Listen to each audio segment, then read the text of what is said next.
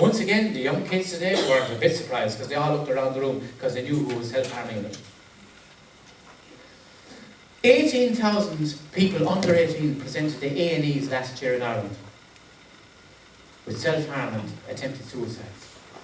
Now they are only the ones we're catching in the services. Now that actually means, if the indices, if you multiply that by 7, that means there's 135,000 young people now struggling with self-harm and suicide ideology in Ireland at the moment that we don't even know. And you have to ask the question, what's gone wrong? Now on the outside everything looks wonderful because this is pretend Ireland. So the young lads now, they look well because they're buffed up and they're into body, they're into the gym and they're into... young girls at 14 made up can look, because they're emotionally mature. They don't emotionally, they're physically mature.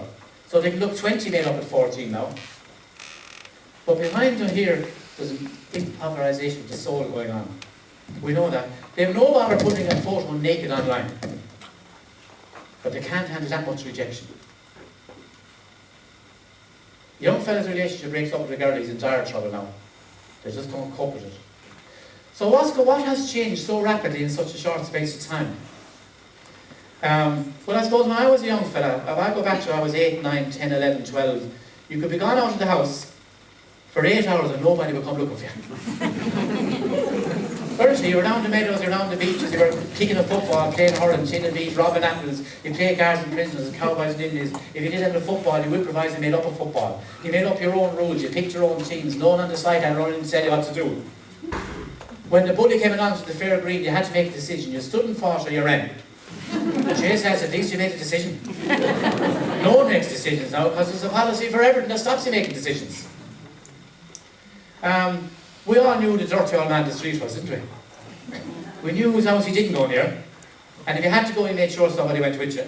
But we developed a sense of streetwise about it, street smartness, and we understood that life is rough and there will be bullies around.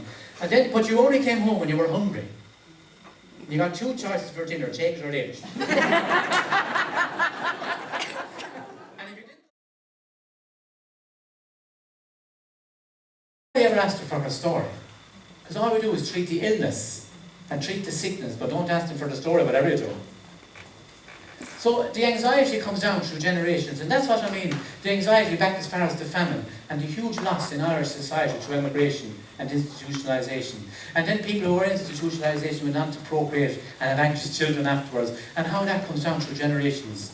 And then we never realised it. But the truth was, no home was perfect, because every home had depression. Because it's a huge part of our Irish psyche and families, but we always pretended it was okay. And how that plays out in government and everything afterwards, we still pretend it's okay. And we Mickey Mouse and we Mickey Mouse figures up and we pretend everything. And we're in a recovery now, that's the big word. And the fiscal economy is in recovery, and it is, we're paying bankers back in Europe, so that's good. But why is the fiscal economy in recovery? Because we've gutted the social economy. We've closed down rural Ireland. We've no mental health service for our young people. Our youth unemployment is 2.5 times the European average. Our primary schools are the biggest average in Europe, in classes. We don't look after the young people. Let them not in Fermanagh College and send them off. Now, if you want to look at families, I maintain as families we live our life in total denial anyway. If you want to understand family denial, go on a family holiday. Do you know when you went away on holidays with the family and came back and told everyone it was the best holiday we've ever had? You were rhymed to your teeth, weren't you? Because if you actually think what happens on a family holiday. So I'll go back when my lads were 13 and 11, we're going to Spain for 2 weeks. Now little 13-year-old girls have only one word to describe you as a parent. Freak. Like it or not, that's the language they use, she's a freak. And I often tell little 13-year-old girls when they're in my office in Kilkenny, do you know what, when you're down in your bedroom and you're on your mobile phone and you're giving out to your friend about your freak of a mother who won't let you go to a disco at 13 years of age, that your freak of a mother is in her bedroom. And the conversation she's having with your father at the exact same time is, where do we get this freak of a child?